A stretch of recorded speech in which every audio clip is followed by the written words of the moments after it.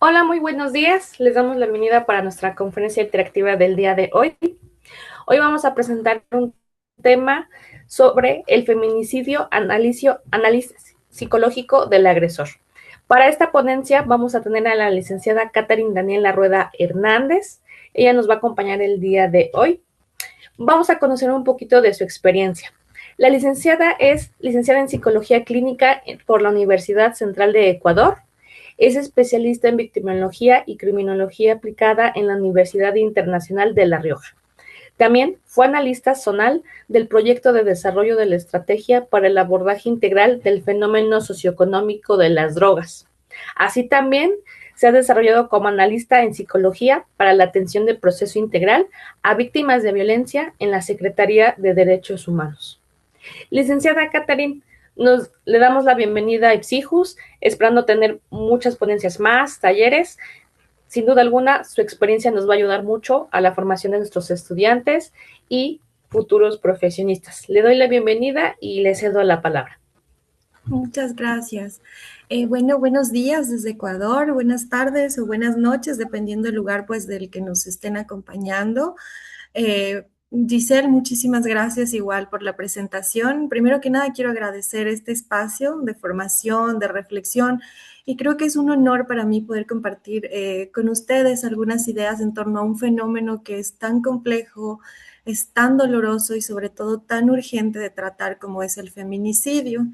Eh, Mi nombre es Daniela Rueda, como ya lo dijo Giselle, soy psicóloga clínica, tengo una maestría en victimología y criminología y mi trabajo pues se ha desarrollado principalmente en acompañar a personas que han estado o están en situaciones de vulnerabilidad, víctimas y sobrevivientes de violencia y sobre todo el análisis de estos fenómenos que están vinculados sobre todo a esas desigualdades sociales y sobre todo de género. Voy a seguir entonces con mi presentación. ¿Está bien, Giselle?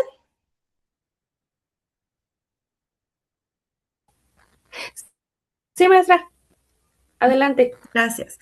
Bueno, esta conferencia para mí nace desde una sensibilidad profunda.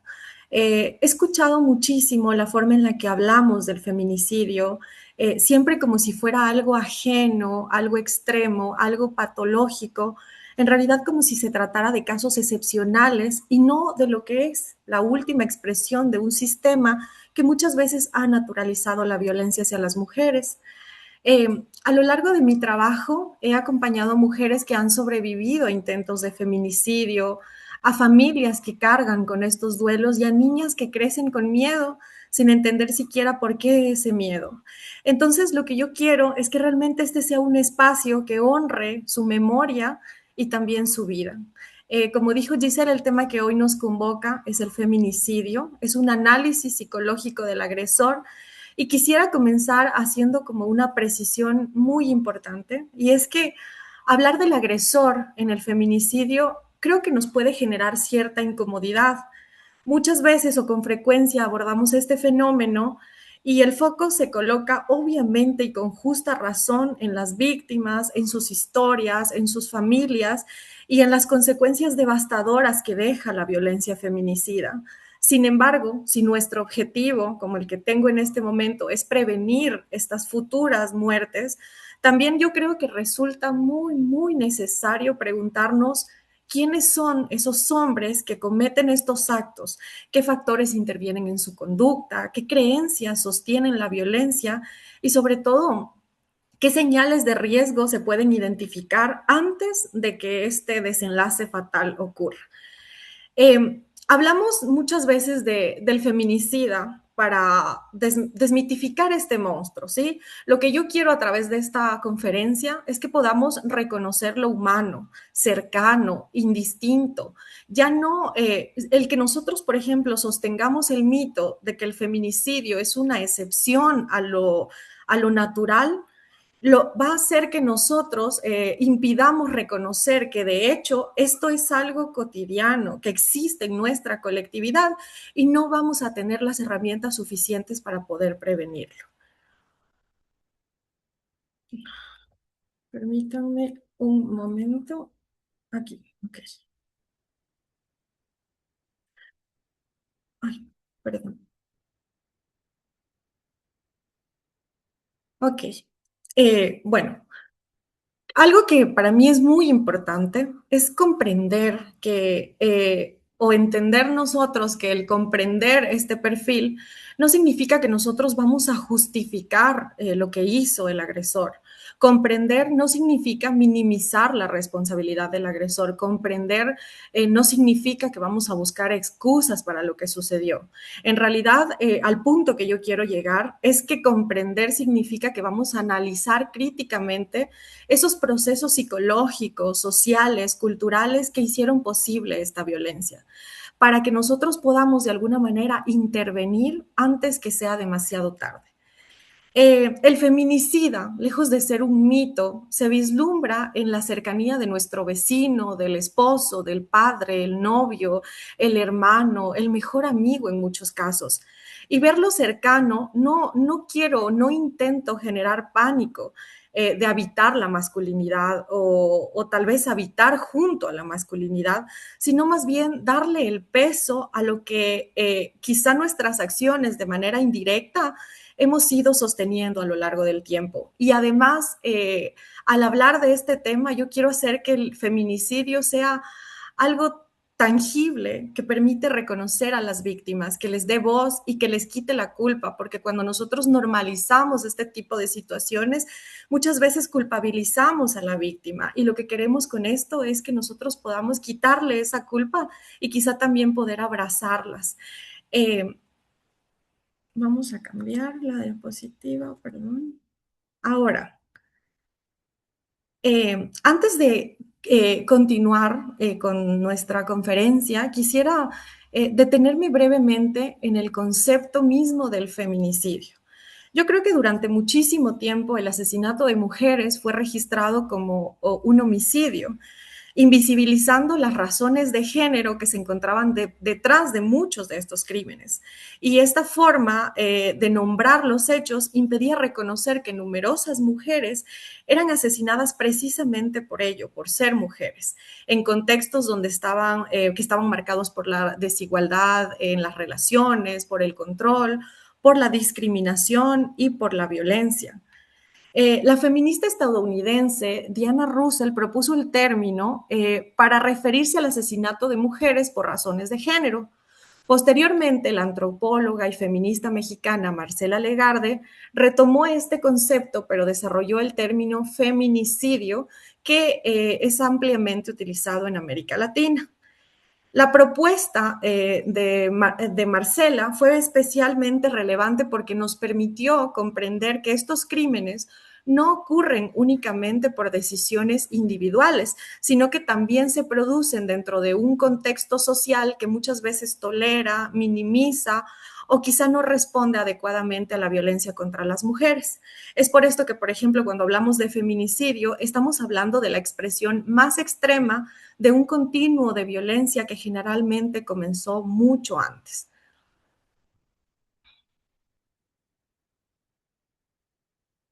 Cambiamos de diapositiva. El feminicidio rara vez va a aparecer de manera repentina. Con frecuencia está precedido de amenazas, de humillaciones, de aislamiento, de un control coercitivo, de violencia psicológica, física y múltiples señales de riesgo que en ocasiones pasan desapercibidas o que incluso son minimizadas por quienes rodean a la víctima o incluso por la víctima. Entonces, la idea fundamental para mí de la conferencia del día de hoy es que el feminicidio no es un evento aislado, es en muchos casos el último eslabón de una cadena de violencias. Y precisamente yo creo que por ello es que resulta necesario analizar al agresor más allá de las explicaciones simplistas que suelen aparecer, por ejemplo, en los medios de comunicación. Con frecuencia creo que escuchamos muchas expresiones como era un monstruo, estaba loco, perdió el control, actuó por amor, fue un crimen pasional. Y aunque yo creo que estas explicaciones como sociedad, por el miedo que esto nos genera, pueden parecer más satisfactorias porque encontramos una respuesta a primera vista, pues creo que pueden impedir a que realmente comprendamos este problema de una manera más profunda. Si nosotros llegamos a pensar, por ejemplo, que los feminicidas son monstruos excepcionales, diferentes al resto de la sociedad, dejamos de preguntarnos cómo se construyen determinadas formas de masculinidad o cómo es que se llegó a normalizar ciertas prácticas de control y cómo algunas creencias culturales han contribuido a sostener la violencia. Entonces nos damos cuenta que estas explicaciones simplistas se quedan realmente cortas porque la explicación para este fenómeno o la realidad ante este fenómeno es muchísimo más compleja. La mayoría de los agresores feminicidas no encajan en la imagen que nos vende el cine del criminal monstruoso. Muchos de los agresores feminicidas mantienen empleos, vínculos familiares, relaciones sociales, incluso participan activamente dentro de sus comunidades. Y esto nos obliga a reconocer que el problema no puede explicarse únicamente desde la patología individual. Tenemos obligatoriamente que analizar las relaciones de poder, las construcciones sociales de género, las creencias sobre posesión y control y sobre todo pues los mecanismos psicológicos que ejercen violencia contra una pareja o contra una expareja.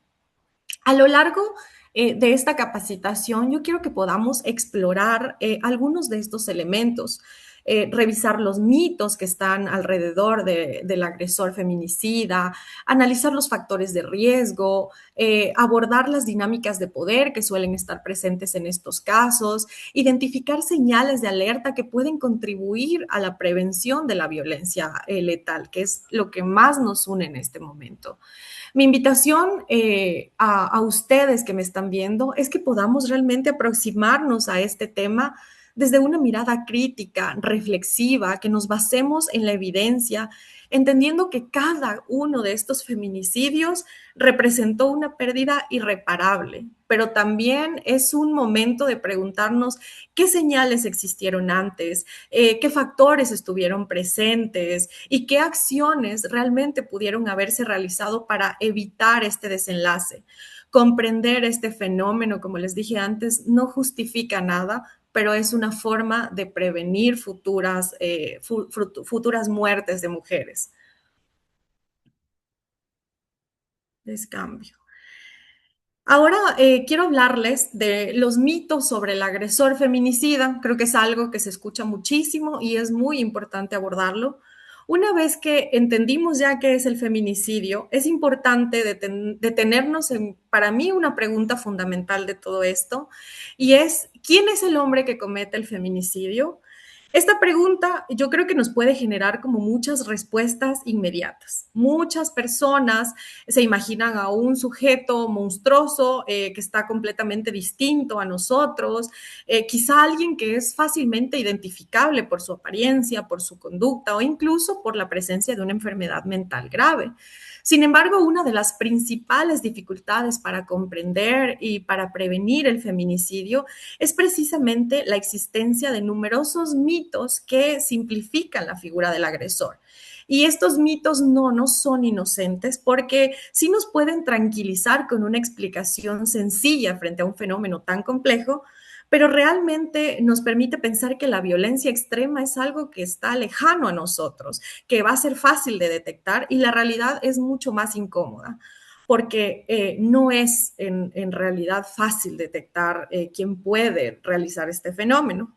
Ahora, uno de los mitos que aparecen es que el feminicida está loco. Cuando ocurre un caso mediático, es frecuente que nosotros escuchemos comentarios como este.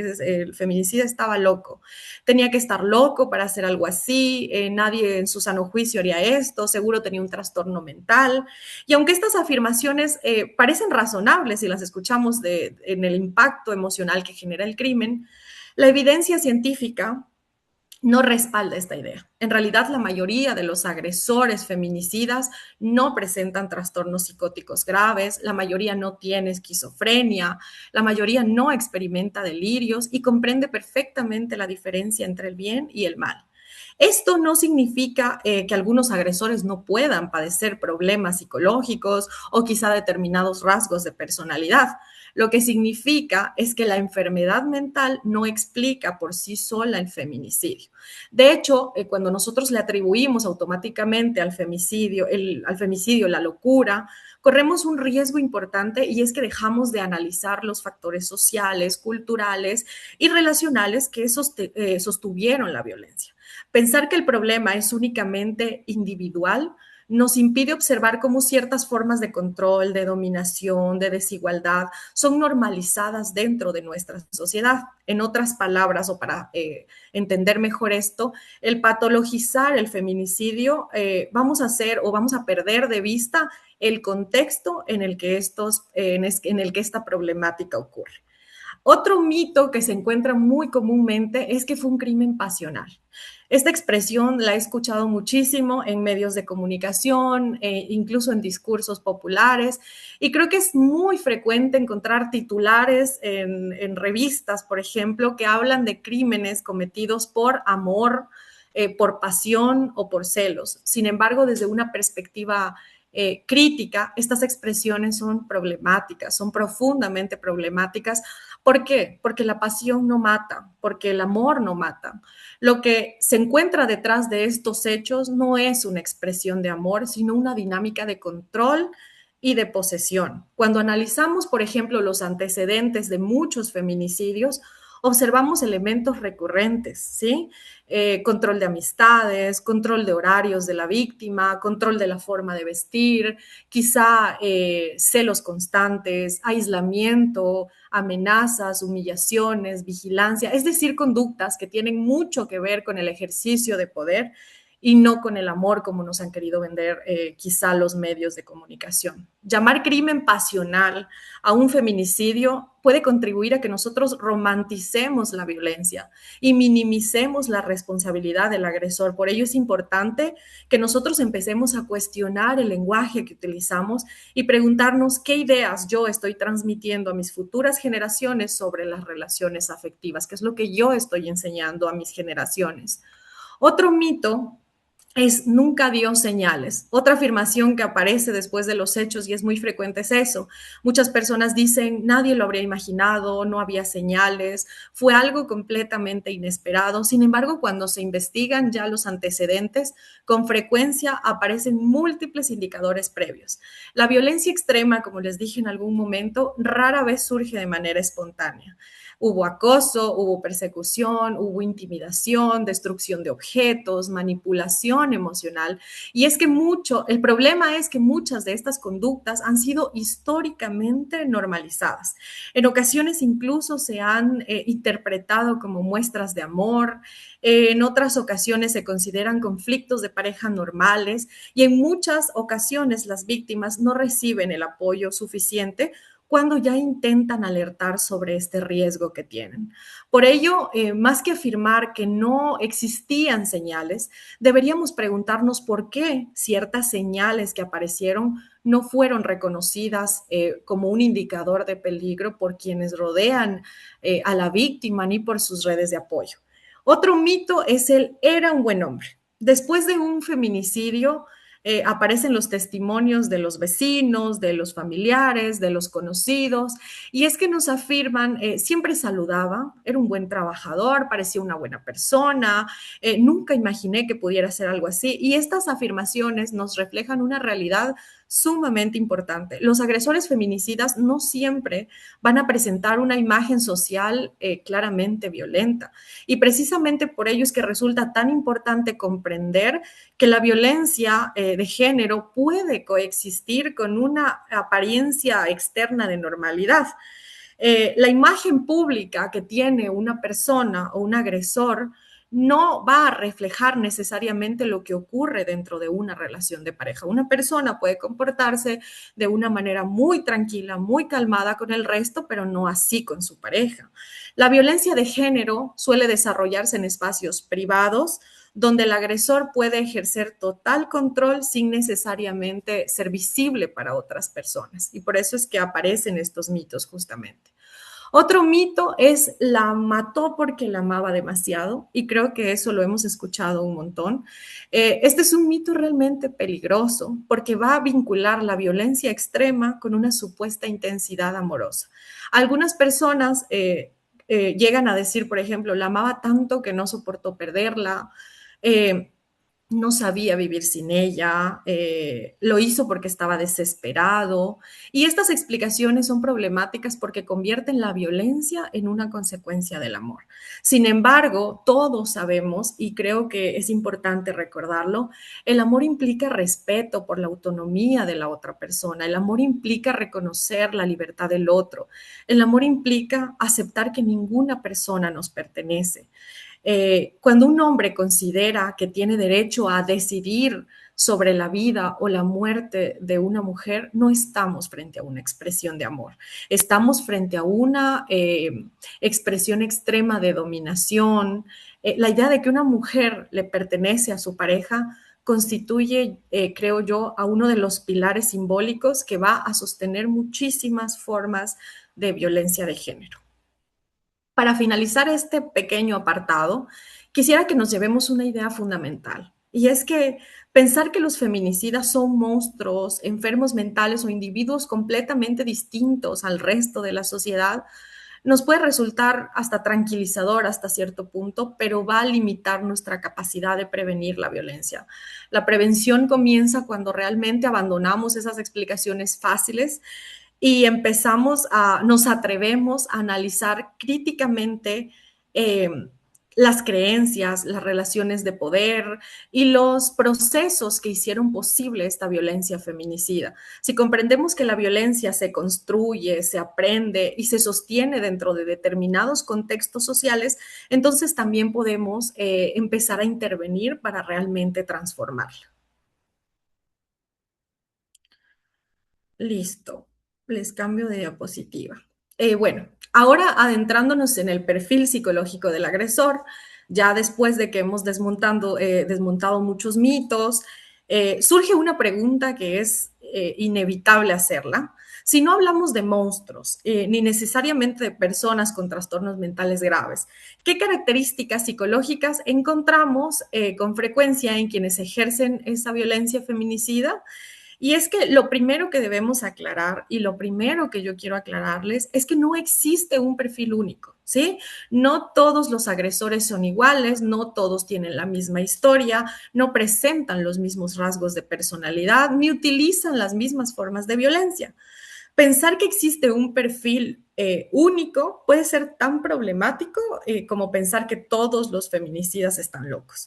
Sin embargo, aunque no existe, como les digo, un perfil universal, la investigación criminológica ha identificado una serie de características psicológicas, patrones relacionales y pues también sistemas de creencias que aparecen con frecuencia en los agresores. Más que hablarles a ustedes de un perfil cerrado que no existe, creo que es importante hablarles de factores recurrentes. Listo. Ahora, si yo tuviera que resumirles en una sola palabra para hablarles de la violencia feminicida, probablemente yo utilizaría la palabra control.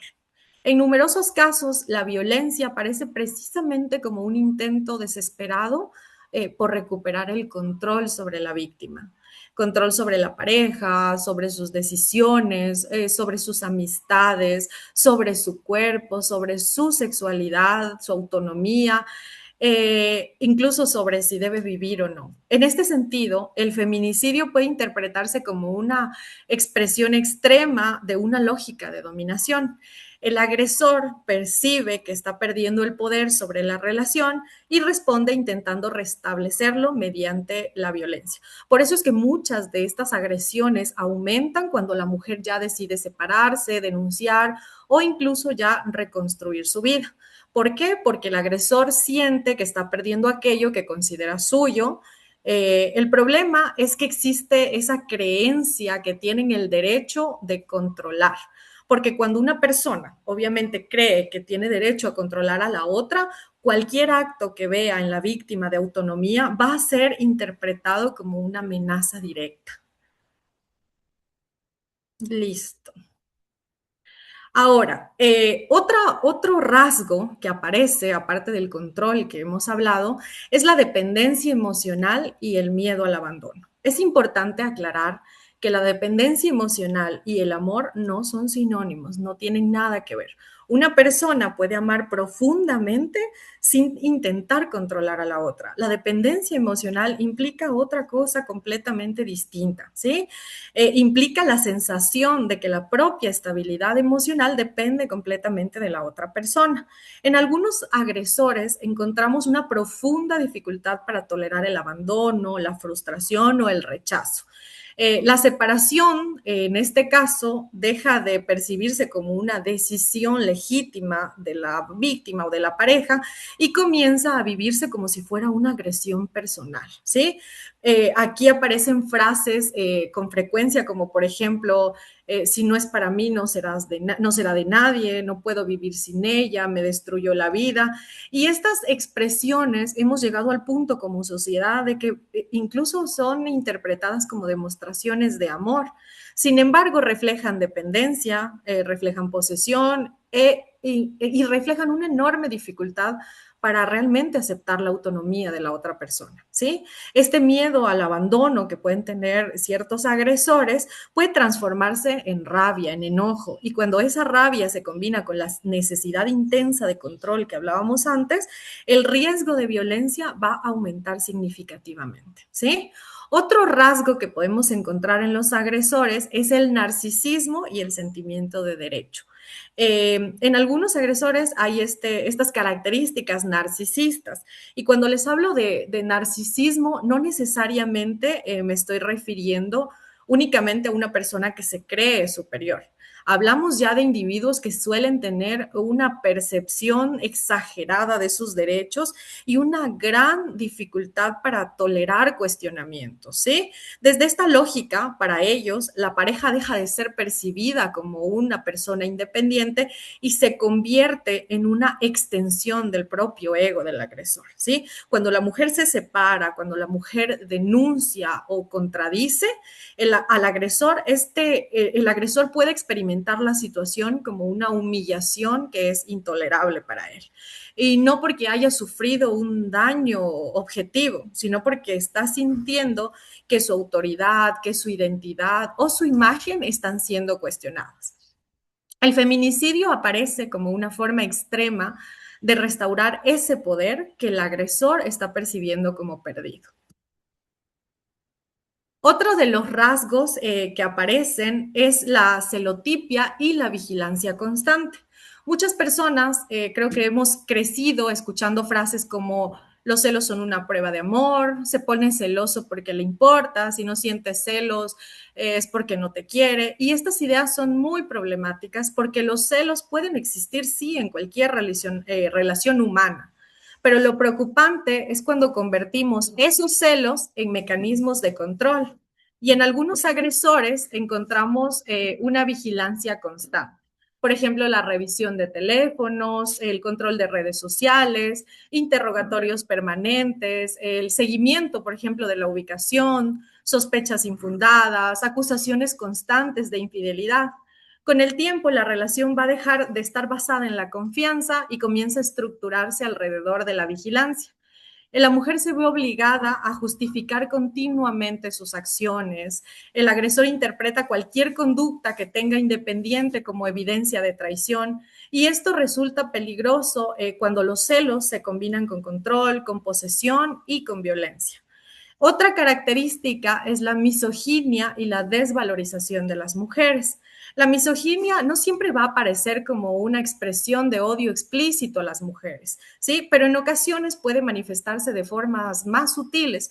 Por ejemplo, la idea de creerse superior, de la creencia de la superioridad masculina, el desprecio hacia la autonomía femenina, la necesidad que tienen de imponer autoridad, la desconfianza constante que existe hacia una mujer, ideas rígidas sobre esos roles de género. Y es que algunos agresores consideran que las mujeres deben comportarse de determinada manera. Y cuando una mujer desafía esas expectativas que tiene el agresor, pues puede ser percibida como una amenaza. Y no estamos hablando únicamente en una relación individual, estamos hablando realmente de creencias culturales que le otorgan esa legitimidad al control masculino, ¿sí? Otro rasgo es el apego inseguro. Desde la psicología también es útil que nosotros analicemos algunos estilos de apego. Diversos estudios, por ejemplo, han encontrado que ciertos agresores presentan patrones de apego inseguros, caracterizados por miedo al abandono, quizá una hipervigilancia, una dependencia afectiva, quizá también una dificultad para regular emociones, entre otros. Permítanme un momento que creo que se me está yendo un poquito el internet.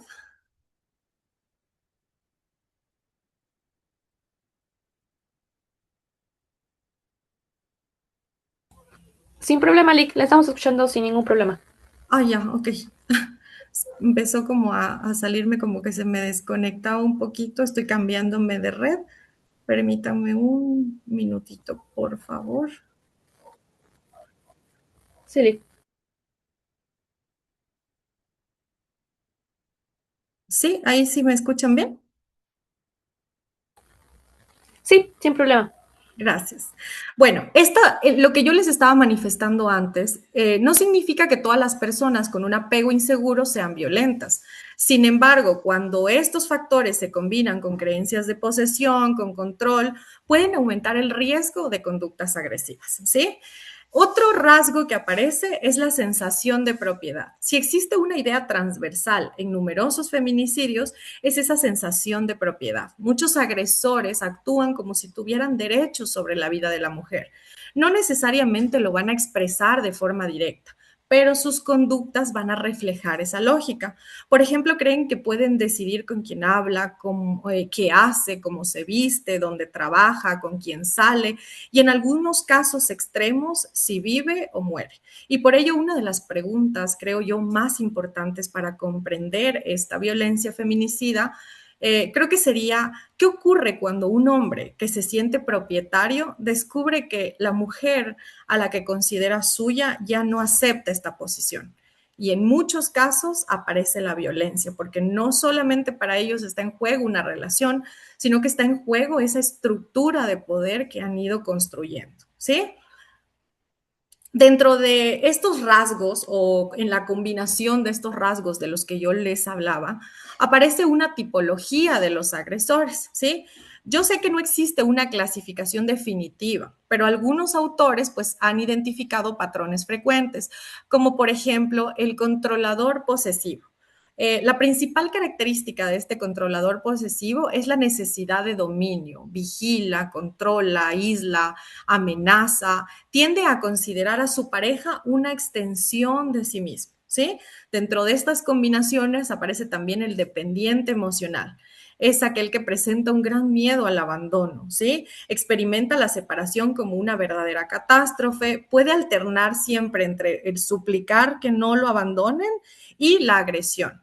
Existe el agresor con rasgos antisociales. Es aquel que, bueno, él va a presentar menor empatía, mayor impulsividad, una historia previa de conductas violentas y sobre todo quizá la mayor tendencia a transgredir normas sociales. Aparece también el agresor narcisista, que es aquel que percibe la pérdida de la pareja como una humillación, ¿sí? Tiene dificultades para aceptar los límites, puede reaccionar con hostilidad, cuando se siente rechazado, por ejemplo. Y es importante que recordemos que todas estas categorías son herramientas únicamente analíticas, ¿sí? En realidad, muchos agresores pueden presentar características de varios perfiles simultáneamente o pueden tener todos los rasgos que yo les mencioné previamente.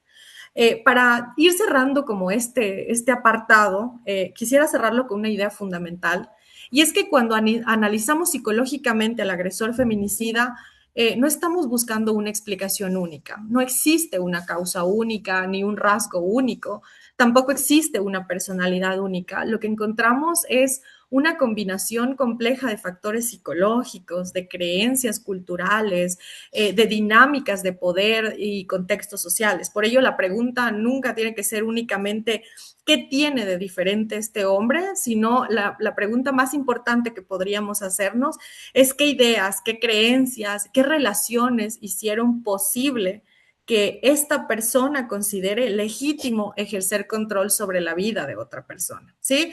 Responder a esta pregunta no va a eliminar la responsabilidad que tiene el agresor de manera individual, pero sí nos va a acercar a una comprensión más profunda del fenómeno y quizá a mejorar las estrategias de prevención. Listo. Ahora, los factores de riesgo e indicadores de una violencia letal. Aquí la pregunta sería, ¿existe la manera, es posible identificar cuando una situación de violencia está escalando hacia un riesgo extremo? Y mi respuesta es sí.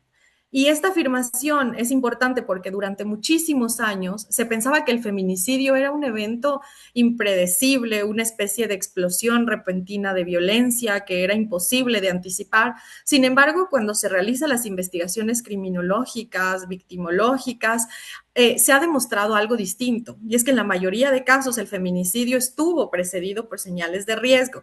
No todas las situaciones de violencia van a terminar en un feminicidio, pero la mayoría de los feminicidios sí estuvieron precedidos por episodios de violencia previos.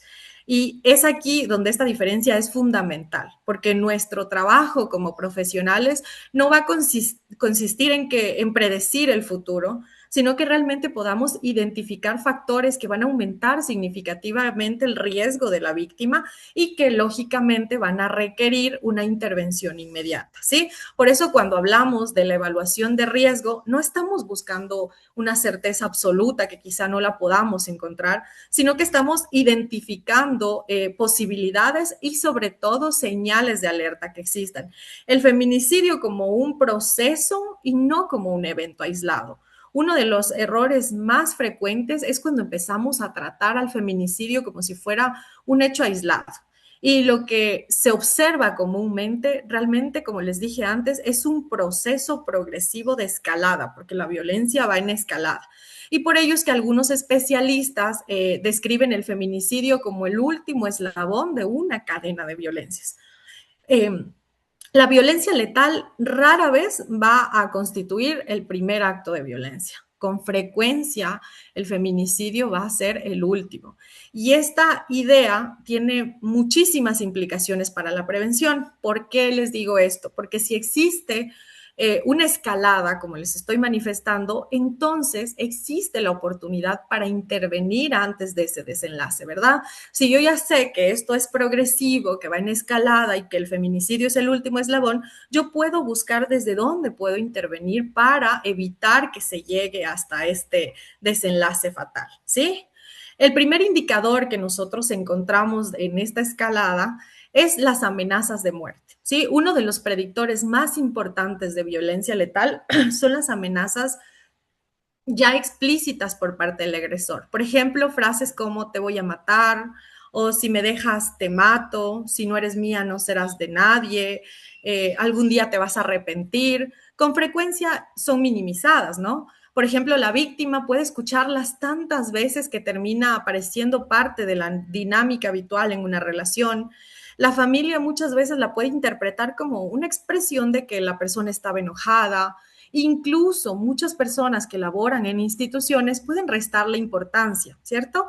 Pero sin embargo, la evidencia nos muestra que las amenazas de muerte siempre, siempre deben ser tomadas seriamente. No todas las amenazas quizá terminen materializándose, pero una gran cantidad de feminicidios sí estuvieron precedidas justamente por estas amenazas explícitas, ¿sí? Por ello, una regla muy sencilla para profesionales sería la siguiente. Cuando una persona amenaza con matar, debemos asumir que existe un riesgo que necesita una evaluación inmediata, ¿sí? Que la víctima necesita un acompañamiento inmediato. Otro indicador es la violencia física previa. Uno de los predictores de violencia futura es la violencia pasada. Esto significa que si existe un historial de agresiones físicas, es un importante factor de riesgo, ¿sí? Y no me refiero a solamente golpes, pueden ser empujones, patadas, sujetarla contra su voluntad, lanzarle objetos y muchas veces quizá conductas como esa han sido minimizadas porque no han producido quizá lesiones graves. Pero desde una perspectiva dentro de la evaluación de riesgo, lo importante no es únicamente el daño que produjo, sino que evaluamos que ya existe una disposición a utilizar la violencia como un mecanismo de control hacia la víctima. ¿Sí? Cuando una persona ya ha cruzado ese límite, obviamente el riesgo va a aumentar. Otro indicador es el estrangulamiento previo. Este es uno de los indicadores más relevantes identificados por la investigación. ¿Sí? El antecedente de estrangulamiento o intento de estrangulamiento se considera un factor altísimo de riesgo. Y aquí es importante que aclaremos algo. Muchas víctimas sí sobreviven a estos episodios y precisamente por eso muchas veces después son minimizados. Sin embargo, el estrangulamiento refleja un nivel extremadamente elevado de peligrosidad, ¿sí? Implica proximidad física, implica control absoluto de la víctima e implica que es una acción que puede causar la muerte en pocos minutos de la víctima, ¿sí? Por ello, es importante que cuando exista el antecedente de estrangulamiento, el nivel de riesgo debe considerarse particularmente elevado y obviamente debe tener una intervención inmediata, ¿sí? Otro indicador es una separación reciente o un intento de ruptura, ¿sí? Por ejemplo, muchas veces creemos que cuando la víctima abandona la relación, pues ya automáticamente eliminó el peligro. Lamentablemente, la evidencia nos muestra que no es así, ¿sí? De hecho, uno de los momentos de mayor riesgo ocurre cuando la mujer intenta justamente terminar la relación. ¿Por qué? Porque para muchos agresores la separación va a representar justamente la pérdida de ese control que han venido elaborando, ¿sí? Aquello que habían logrado mantener mediante intimidación, manipulación o violencia, pues empieza a desmoronarse para ellos. Por eso debemos recordar algo importantísimo como profesionales y también como personas quizá que conocemos algún caso o lo estamos viviendo, y es que la decisión de abandonar una relación violenta suele ser un acto de enorme valentía, ¿sí? Pero también es un momento que requiere mayores medidas de protección, mayor acompañamiento, mayor activación de redes de apoyo, porque realmente es un momento que puede generar muchísimo peligro. Otro indicador es el acoso y la persecución, ¿sí? Cuando existe un acoso persistente, llamadas constantes, mensajes repetitivos, seguimiento físico, apariciones inesperadas, vigilancia en redes sociales, cuando monitorean las actividades. En ocasiones yo he escuchado muchísimo que estas conductas a veces son incluso interpretadas como insistencia romántica, como muestras de amor, como intentos de reconciliación. Sin embargo, desde una perspectiva de riesgo, muchas veces lo que reflejan es esa incapacidad del agresor de aceptar límites. El agresor no está respetando la decisión de la víctima, está intentando recuperar acceso, información, control, y cuando ese acoso es persistente, el nivel de riesgo va a aumentar significativamente, ¿sí? Otro indicador de escalada puede ser el acceso a armas. La presencia de armas incrementa la letalidad potencial en cualquier situación de violencia, ¿sí? No estoy hablando únicamente de armas de fuego, también podemos considerar instrumentos utilizados como para amenazar o intimidar. Lo importante aquí es que comprendamos que la combinación entre violencia previa, entre amenazas y el acceso a armas va a constituir una señal supremamente preocupante y alarmante, ¿sí? Otro indicador es los celos obsesivos, la posesividad extrema. Estoy hablando de esa preocupación constante y desproporcionada por parte del agresor, intenta cualquier interacción de la víctima como una posible infidelidad, exige explicaciones permanentes, vigila, interroga, acusa, controla, y la pareja vive bajo sospecha continua, ¿sí? Otro indicador es cuando hay un incremento en la frecuencia o en la gravedad. Por ejemplo, la violencia suele seguir, como yo les decía antes, una lógica de escalada. Puede empezar, por ejemplo, con insultos, puede avanzar hacia amenazas, esas amenazas se pueden transformar en agresiones físicas, esas agresiones físicas pueden ir aumentando la intensidad. Por eso una pregunta fundamental para cualquier evaluación es, ¿la violencia está empeorando? Y si la respuesta es sí, merece una activación inmediata, porque cuando observamos una progresión sostenida, estamos frente a una alarma importantísima, una señal de alarma súper importante. Ahora, ¿qué? Aquí está. ¿Qué es lo que nosotros como profesionales debemos escuchar cuando una víctima habla? Y es que a veces nosotros nos centramos tanto en los hechos que olvidamos escuchar quizás ciertas frases que pueden contener información crucial por parte de la víctima, ¿sí? Yo creo que las personas que hemos trabajado con sobrevivientes de violencia hemos escuchado expresiones como tengo miedo de que me mate, siento que algo me va a pasar, creo que esta vez fue diferente, lo noté fuera de control, creo que lo hemos escuchado muchísimo. Y estas expresiones jamás deben ser minimizadas, ¿sí? Las víctimas suelen conocer profundamente los patrones de comportamiento de sus agresores. Su percepción de riesgo constituye una fuente de información extremadamente valiosa. La pregunta no es ¿por qué ocurrió un feminicidio? Jamás. La pregunta es ¿qué señales existieron? ¿Sí? Cada amenaza ignorada, cada episodio de control que fue normalizado, cada denuncia que fue desestimada puede convertirse en una oportunidad perdida de prevención, ¿sí? Por eso, evaluar el riesgo no consiste únicamente en que identifiquemos el peligro y ya. Evaluar el riesgo consiste en reconocer que detrás de muchos feminicidios existieron señales que estuvieron presentes antes de ese desenlace fatal, ¿sí? Y cuando mejor aprendamos a identificarlas, mayores van a ser nuestras posibilidades de intervenir a tiempo y de salvar vidas. Ay, listo. Bueno, hasta este momento hemos hablado de las características psicológicas, factores de riesgo, patrones que observamos en algunos agresores. Sin embargo, yo quisiera plantearles una pregunta fundamental y es ¿qué ocurriría si analizamos el feminicidio únicamente desde la psicología individual?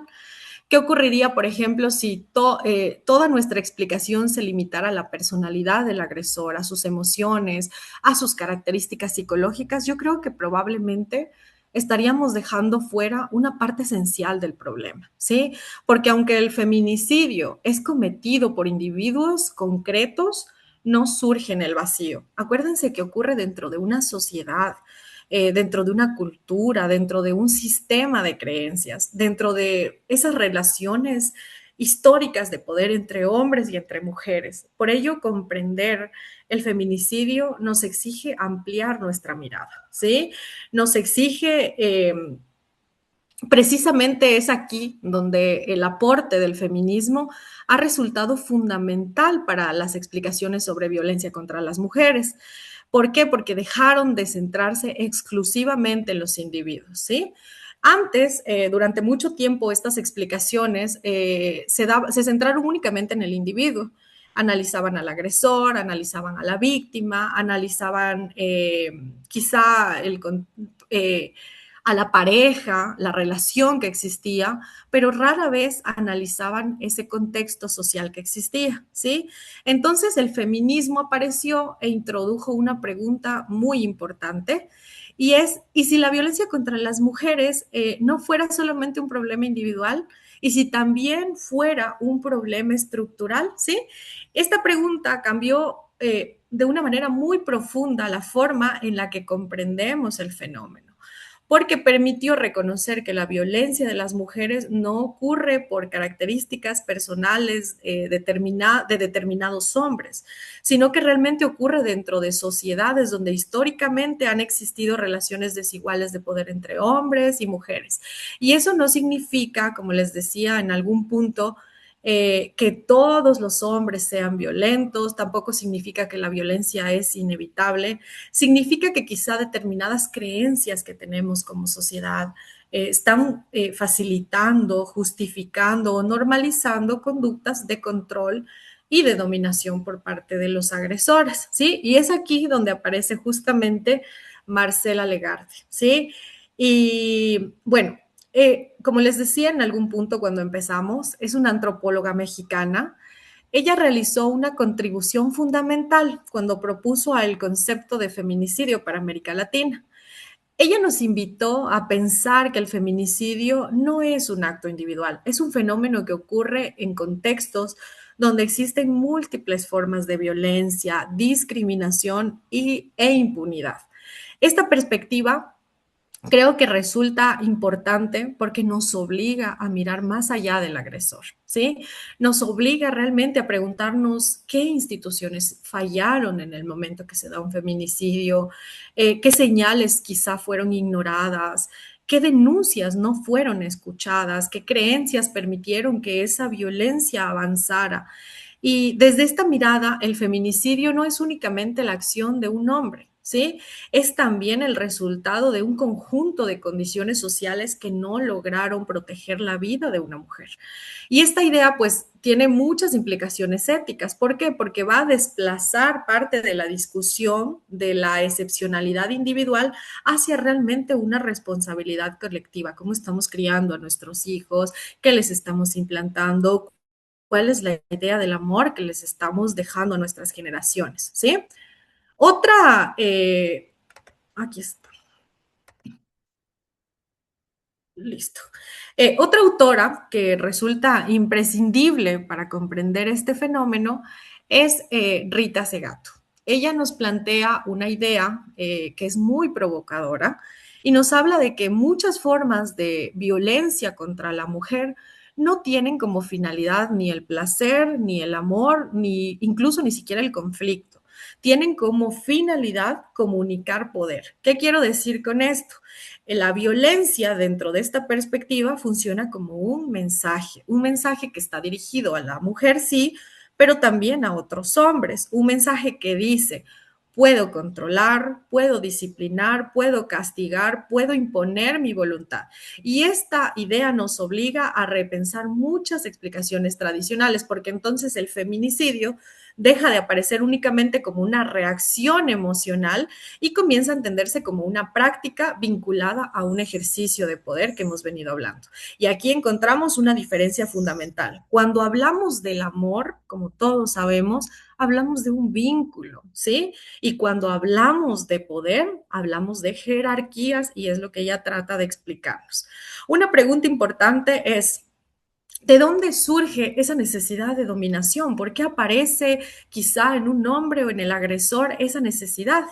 Y obviamente no voy a tener una respuesta única, pero muchas investigaciones nos han mostrado que muchos hombres han sido socializados bajo determinados mandatos de masculinidad, ¿sí? Mandatos que le enseñaron a un hombre que ser hombre implica ser fuerte, no mostrar vulnerabilidad, tener autoridad, controlar, dominar, no perder, no ser desafiado. Y el problema aparece cuando estas ideas se convierten en un criterio para que ellos definan su valor personal, porque entonces cualquier situación que ellos piensen que cuestione ese poder, pues obviamente va a ser vivida como una amenaza, ¿sí? Por ejemplo, la autonomía de la mujer, que lo dejen, una denuncia, una negativa incluso, una nueva relación, deja de percibirse como una decisión legítima de la víctima y comienza pues a experimentarse como un ataque a la identidad masculina, ¿sí? Aquí aparecen algunos términos que yo ya les mencioné en algún punto, pero es importante irlos ampliando y es el control coercitivo. Uno de los conceptos más útiles para comprender la violencia de género es el control coercitivo. ¿sí?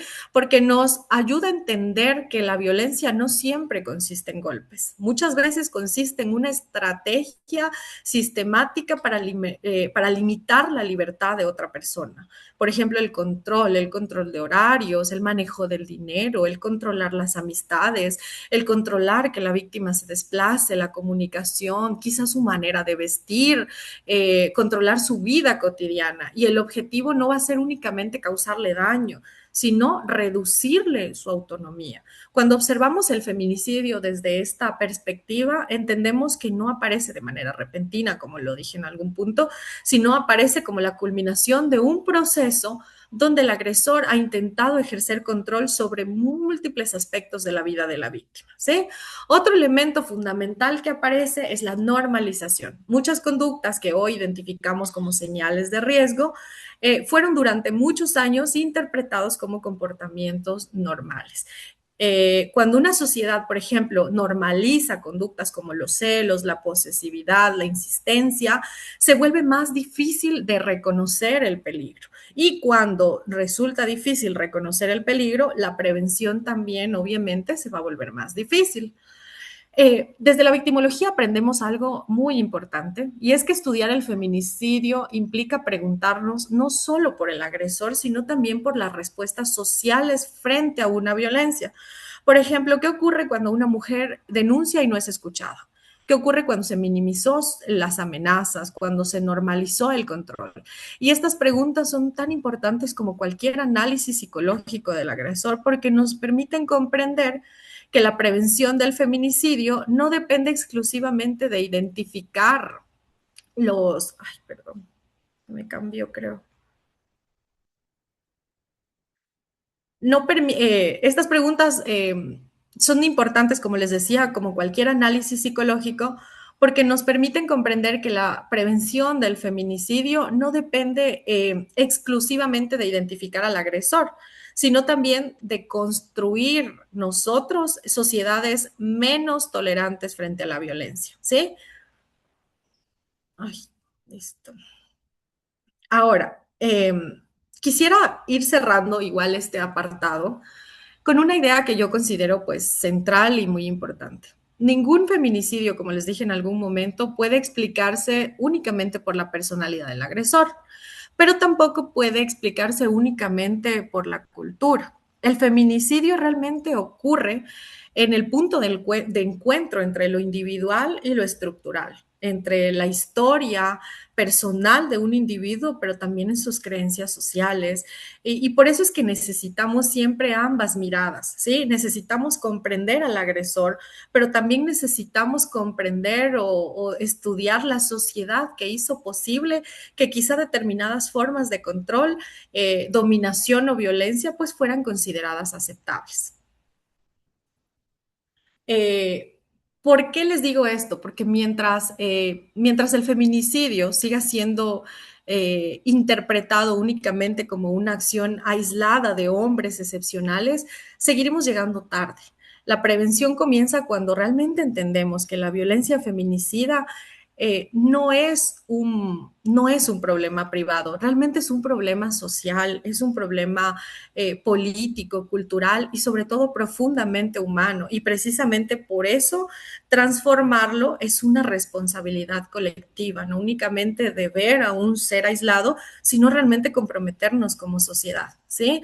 A lo largo, yo creo que de esta capacitación hemos podido recorrer un camino bastante complejo. Hablar del feminicidio no es fácil, es un tema bastante doloroso, difícil de entender quizá, pero creo que una de las cosas más importantes dentro de esta capacitación es que realmente pudimos ampliar nuestra mirada hacia estructuras sociales, culturales, políticas que nos permitieron que permitieron en algún punto que esa violencia ocurra, ¿sí? Después de todo, ay, perdón, después de todo este recorrido que hemos podido tener, yo quisiera detenerme quizá en algunas reflexiones finales. Y es que, como les decía en algún punto, el feminicidio no es un hecho repentino que aparece de manera súbita, realmente es el último escalón de una escalera que comenzó mucho antes. Esto no significa que todos los casos, como les dije en algún punto, sean idénticos, ni que podamos predecir con certeza absoluta situaciones, pero sí significa que existen oportunidades para intervenir antes y cada oportunidad de intervención puede representar realmente una vida salvada. ¿Sí?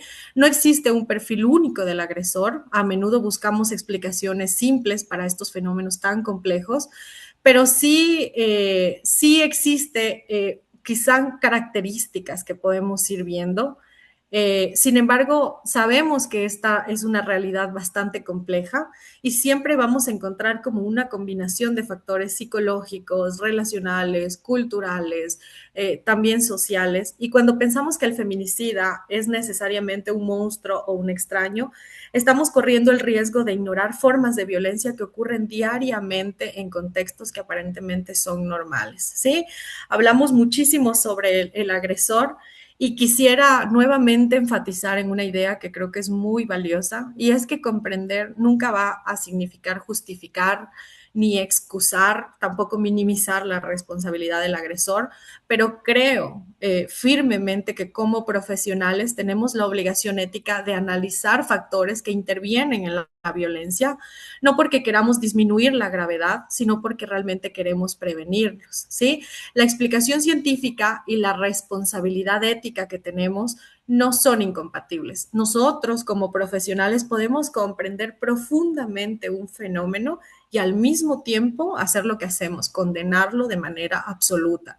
Es importante comprender que la prevención requiere transformaciones amplias y más amplias quizá que intervenciones meramente individuales. ¿Y qué implica esto para quienes trabajamos en la salud mental, la victimología o la criminología y quizá más ámbitos jurídicos? ¿Qué podemos hacer desde nuestra práctica profesional? Y creo que una de las cosas más importantes sería escuchar con atención las señales de riesgo, las que les pude compartir en algún punto de esta capacitación. Las amenazas deben tomarse en serio, ¿sí? El miedo que es expresado por una víctima debe tomarse en serio. Los antecedentes de violencia deben ser tomados en serio, porque con frecuencia las víctimas van a identificar el peligro antes que cualquier otra persona. Por ello, escuchar también es una forma de prevención. Evitemos realmente como profesionales, como personas que acompañan en estos procesos, el minimizar frases como seguro no lo hará o son problemas de pareja, estás exagerando, pueden generar realmente consecuencias graves. La minimización es una de las formas más frecuentes de invisibilización de la violencia.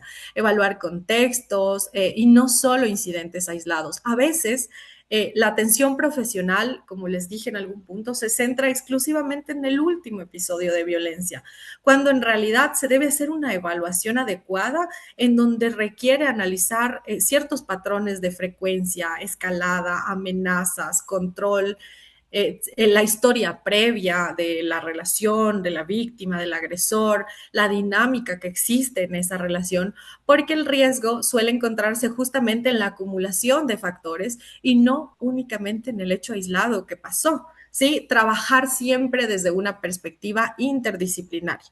Ninguna disciplina puede abordar por sí el fenómeno del feminicidio. Realmente se necesita un aporte de la psicología, de la victimología, de la criminología, del derecho, la medicina, la educación desde las escuelas, la comunidad. La prevención efectiva siempre, siempre va a ser colectiva. Y quizá la pregunta más importante no es cómo murió una mujer. Tal vez la pregunta más importante que podemos hacernos desde nuestro rol es qué ocurrió, qué señales existieron, qué violencias normalizamos, qué advertencias fueron ignoradas. Y porque detrás de cada feminicidio realmente existe una historia previa, ¿sí? Y es precisamente en esa historia donde se encuentra la posibilidad de prevenir.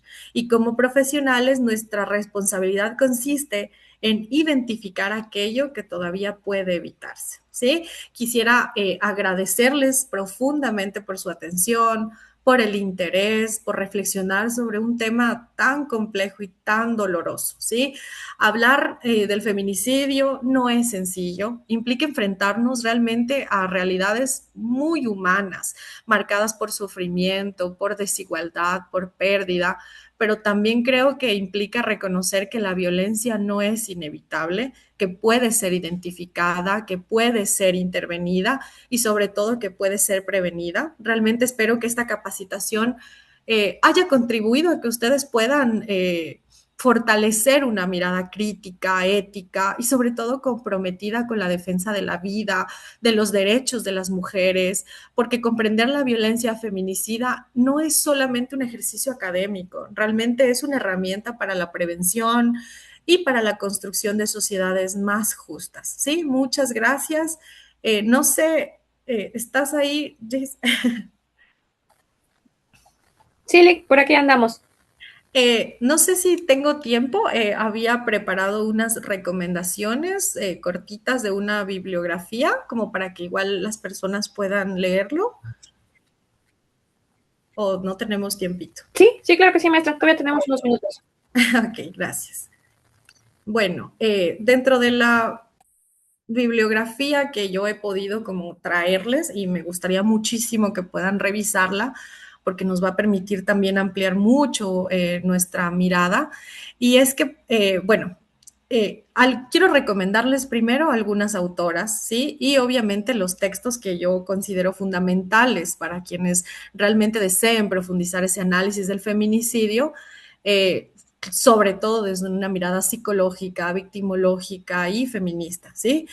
Son obras que realmente han contribuido en nuestra comprensión de la violencia contra las mujeres. Y bueno, si yo tuviera que recomendarles una autora para comenzar a estudiar el feminicidio en América Latina, va a ser Marcela Legarde, ¿sí? Su trabajo, bueno, realmente permitió que desarrollemos y ampliemos un concepto del feminicidio, ¿sí? La lectura que yo les recomendaría, que pueden incluso irlo anotando, es Los cautiverios de las mujeres, ¿sí? Esta obra, bueno, no trata específicamente sobre el feminicidio, pero sí es una lectura esencial para comprender las relaciones de género, cómo han venido dándose históricamente, el control social sobre sus cuerpos y sobre sus decisiones, ¿sí?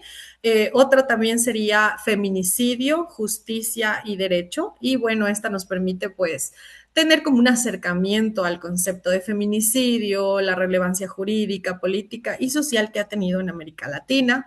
Otra autora que yo les recomendaría es Rita Segato, ¿sí? Es una pensadora, probablemente una de las pensadoras más influyentes para comprender la relación que existe entre la violencia, el poder y género. Bueno, la lectura que yo les recomendaría es Las estructuras elementales de la violencia. Nos va a permitir comprender la violencia contra las mujeres como una práctica vinculada al ejercicio de poder y dominación, que es lo que hemos venido hablando durante todo este tiempo. Otro texto que la verdad es muy bueno para comprender todo esto es La guerra contra las mujeres, y esta justamente analiza como todas las formas de violencia patriarcal y les va a ofrecer herramientas para comprender estos fenómenos de la violencia extrema, ¿sí? Otra autora es Ana Carcedo, es una investigadora en el estudio de feminicidios de América Latina, y su trabajo es una investigación empírica, ¿sí? Y también un análisis político. La lectura que yo les recomendaría es No olvidamos ni aceptamos feminicidios en Centroamérica, ¿sí? Y justamente va a analizar pues esos patrones de violencia feminicida que hemos venido hablando el día de hoy.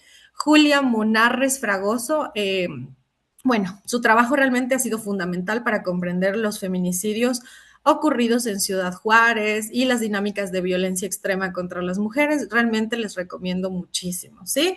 Y otras lecturas que pueden ir buscando y que sería muy importante sería, por ejemplo, informes de ONU Mujeres, quizá informes del CEPAL, donde está los feminicidios en América Latina, informes de la Organización Mundial de la Salud sobre violencia contra las mujeres. Si ustedes se adentran un poquito más, también van a encontrar varios cursos que pueden aprobar y que les va a servir muchísimo para conocer literatura sobre evaluación de riesgo en violencias de pareja, Y eso, recuerden que estudiar el feminicidio implica estudiar relaciones de poder que procedieron a esa muerte, ¿sí? El feminicidio es uno de los fenómenos más complejos para las ciencias sociales, quizá para la psicología, la criminología, pero esa complejidad, justamente por esa complejidad, necesitamos ofrecer estos enfoques interdisciplinarios, críticos y comprometidos en la defensa de los derechos humanos, ¿sí? Porque nos va a permitir realmente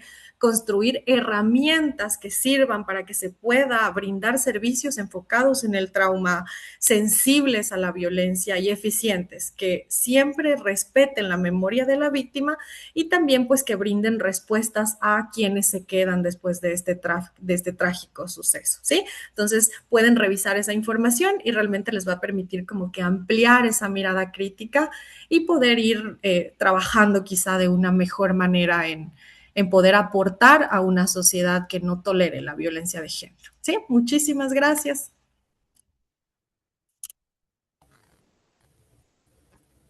Licenciada Daniela Rueda, pues le agradecemos mucho la intervención del día de hoy, esperándola pues en futuros talleres, conferencias o ponencias para hijos. Le agradecemos su experiencia y sobre todo tal lo último que nos mostró, ¿no? Que es tan importante seguir no solamente capacitándonos, sino retomar fuentes de gran peso académico y que nos sirvan para nuestra vida profesional. Muchas gracias, licenciada. Gracias a ustedes igual por el espacio y ojalá podamos como seguir sensibilizando en estos temas. Gracias, Liz. A usted, Lick. Pues damos por terminada la sesión del día de hoy, pero bueno, les recordamos que nos sigan en nuestras diferentes redes sociales para seguir viendo el contenido de Ipsijos. Muchas gracias a todos y nos vemos en la próxima sesión. Gracias.